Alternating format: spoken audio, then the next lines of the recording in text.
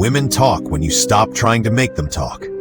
You bombard her with stories about your achievements, ask endless questions to keep the conversation flowing, share your opinions on everything from politics to pop culture. You believe this constant verbal barrage shows confidence, that filling every silence demonstrates interest, that being the entertaining one equals attraction. But here's the brutal truth. Every time you try to impress her with your words, every moment you fill the conversational space, every instance you remain the talker is destroying your seductive power. You're becoming predictable, exhausting, and ultimately invisible in a world where silence creates desire.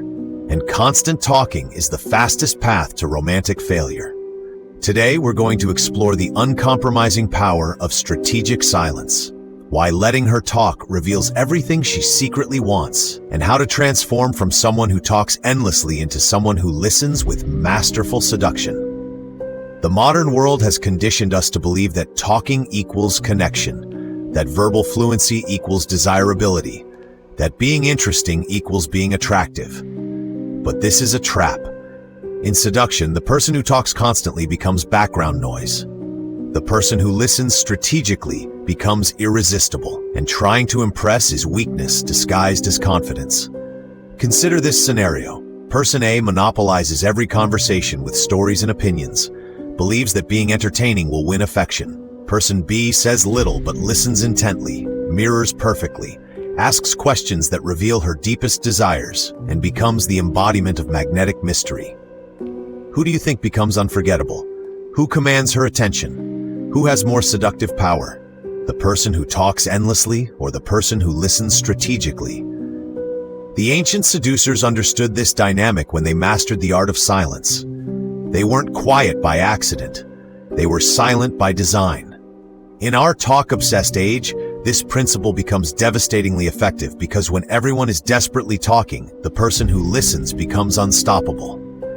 The fatal addiction of modern dating is the belief in verbal dominance. You talk about your job, your hobbies, your opinions because you want to seem interesting, fill awkward silences with chatter, and believe that constant communication equals connection. You become predictable, replaceable, and ultimately unremarkable. As Machiavelli warned, everyone sees what you appear to be, few experience what you really are. In seduction, everyone sees your verbal confidence. No one experiences your listening power. But here's the trap that keeps you imprisoned. You want to create deep connection, but you tell yourself, after I share this story, she'll open up. After I tell her about my achievements, she'll be impressed. After I fill this silence, she'll feel comfortable. Yet after sharing everything, you realize she remains distant. More talking, more stories, more opinions. So you talk again. After I tell her this next thing, she'll finally talk. It's an endless cycle, a trap designed to keep you talking forever. The fool waits for his words to create connection. The wise understand that silence reveals everything. Think about the typical dating scenario. You meet someone attractive, launch into your elevator pitch about your career, share funny anecdotes, ask surface-level questions to keep it going. You believe this shows enthusiasm, but you're missing the fundamental truth. Women don't fall in love with entertaining talkers. They fall in love with men who understand them, who see their hidden desires, who provide what they've always secretly wanted. The art of making her reveal everything was the master technique of history's greatest seducers. They didn't talk, they listened, they didn't impress, they understood, they didn't fill space. They created space for her to fill with her deepest truths. If she craved adventure, they listened until she revealed her unexplored dreams. If she sought validation, they mirrored until she confessed her insecurities. If she desired transgression, they remained silent until she hinted at her forbidden fantasies. The first principle is perfect mirroring. Don't have your own personality, reflect hers. The greatest listeners understood that people open up to those who become them. Match her body language exactly, adopt her mood precisely, echo her vocal patterns perfectly. This isn't imitation, it's becoming her mirror. As Machiavelli taught, everyone sees what you appear to be, few experience what you really are. In mirroring, everyone sees your reflection. She experiences your understanding. The second principle is non-judgmental acceptance. Seductive listening isn't just hearing words, it's accepting everything without judgment. Listen to her complaints, her contradictions, her confessions without flinching, without advising, without judging. Don't offer solutions to her problems. Don't give opinions on her choices. Don't judge her past decisions. Simply accept. This creates safety, lowers resistance, and opens the floodgates of revelation. The third principle is question-based responses. When she talks, don't respond with your own stories. Respond with questions that throw the conversational ball back to her. If she says, "I work as a teacher," don't say, "I used to teach too, let me tell you about it."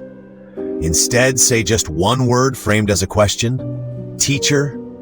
This makes her explain, elaborate, go deeper. In modern communication, every response becomes a question that reveals more. Every statement from her becomes an opportunity for her to reveal herself. The fourth principle is childhood regression. The most powerful revelations come when she opens up about formative years herself. Don't ask direct childhood questions too early. This can put her on the defensive. Instead, let her reveal her past organically, then link current topics back to childhood. For example, if she says, "I work as a teacher," respond, "Teacher?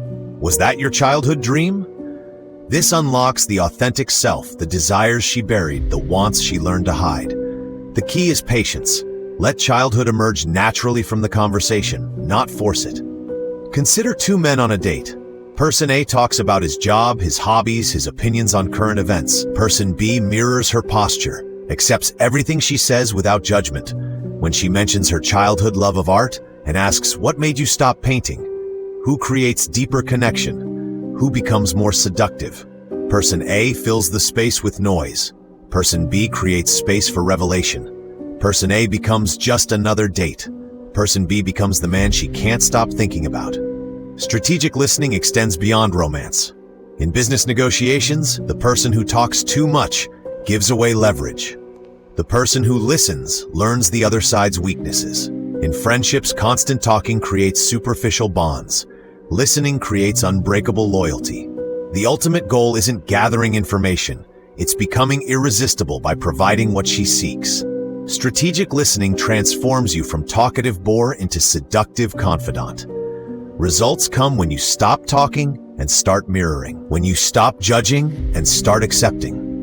When you stop responding with stories and start responding with questions. The ancient seducers didn't teach talking, they taught listening. They understood that women reveal everything when you become the perfect mirror, the non-judgmental acceptor, the question asker who guides them back to childhood. Machiavelli understood this when he wrote, "It is better to be feared than loved if you cannot be both." In seduction, this means it's better to be mysteriously understanding than verbally impressive. Impressive talkers are forgotten. Mysterious listeners are desired.